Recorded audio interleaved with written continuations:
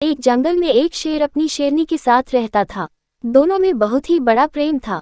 दोनों शिकार के लिए साथ साथ जाते और शिकार मारकर साथ ही खाया करते थे। कुछ दिनों बाद शेरनी ने 2 बच्चों को जन्म दे दिया। शेर ने कहा, अब तुम शिकार के लिए मत चला करो, घर पर ही रहकर बच्चों की देखभाल करो।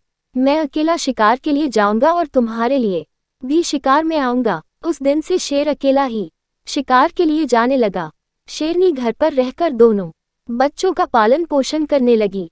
एक दिन जब शेर शिकार के लिए गया तो पूरे दिन घूमने के बाद भी उसे कुछ नहीं मिला। वापस लौटते समय उसने लोमड़ी के बच्चे को अकेले घूमते हुए देखा।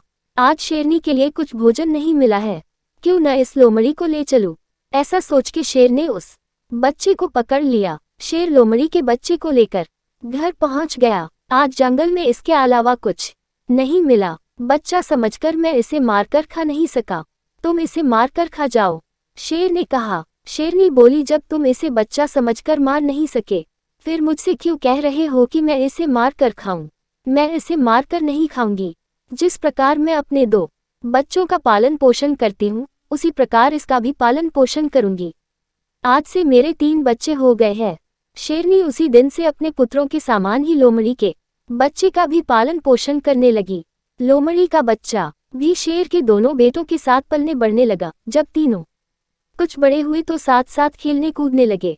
शेर के बच्चे यह नहीं समझते थे कि वो दोनों शेर के बच्चे हैं और ये तीसरा लोमड़ी का बच्चा है।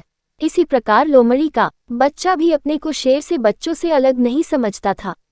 कुछ और बड़े होने पर तीनों बच्चे एक दिन खेलने के लिए जंगल में गए। उन्होंने एक हाथी को देखा। शेर के 2 बच्चे तो हाथी के पीछे लग गए, पर लोमड़ी का बच्चा उसे देखकर भयभीत हो गया।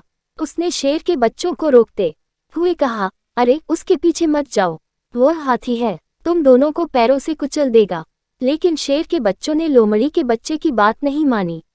वे हाथी को मारने के लिए उसके पीछे लग गए, लेकिन लोमड़ी का बच्चा डरकर अपने माँ के पास आ गया। कुछ देर बाद शेर के दोनों बच्चे लौटकर अपनी माँ के पास आ गए। उन्होंने अपनी माँ को कहा कि हमें जंगल में हाथी मिला, हम दोनों तो उसके पीछे भाग गए, लेकिन हमारा तीसरा भाई डरकर घर आ गया। लोमड़ी के बच्चे को गुस्सा आ गया, तुम दोनों अपने आप को वीर और काया बता रहे हो, हिम्मत है तो आ जाओ, दोनों को जमीन पर गिरा दूंगा।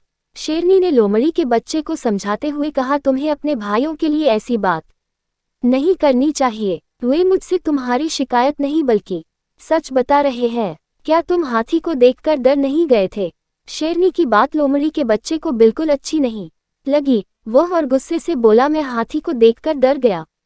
आपका कहना है कि मैं डरपोक और वे दोनों बहादुर हैं। मैं अकेला उन दोनों को जमीन पर गिरा सकता हूँ। तब शेरनी बोली, देखो बेटा, अधिक बढ़कर बातें करना अच्छी नहीं होता। ये तो सच ही है कि तुम्हारे वंश के लोग हाथी को देखकर डर जाया करते हैं। शेरनी की बात सुनकर लोमड़ी के बच्चे ने बड़े आश्चर्य भरे स्वर में कहा, क्या कह रही हो? आपकी बात से लगता है कि मेरा वंश और उन दोनों का वंश अलग है। सच बताओ, क्या बात है? शेरनी लोमड़ी के बच्चे को अलग ले गई और उसे समझाती हुए बोली, देखो, तुम्हारा जन्म लोमड़ी के वंश में हुआ था और उन दोनों का जन्म शेर के वंश में हुआ है। मैंने तुम पर दया करके अपने बच्चों के समान ही तुम्हें पाला है। अब तुम बड़े हो गए हो, मैंने तुम्हारा पालन पोषण तो किया है, लेकिन तुम्हारे सभी गुण लोमड़ी जैसे ही है, इसलिए तुम उस हाथी से डर गए। मैंने इस भेद को अभी तक अपने बच्चों से छिपा रखा है। जब उन्हें ये बात मालूम हो जाएगी कि तुम लोमड़ी के बच्चे हो, तो वे तुम्हें मारकर खा जाएंगे। इसलिए अच्छा है कि भेद प्रकट होने से पहले ही तुम यहाँ से भाग जाओ। शेरनी की बात सुनकर लोमड़ी का बच्चा डर गया और वहां से चुपके से भाग गया।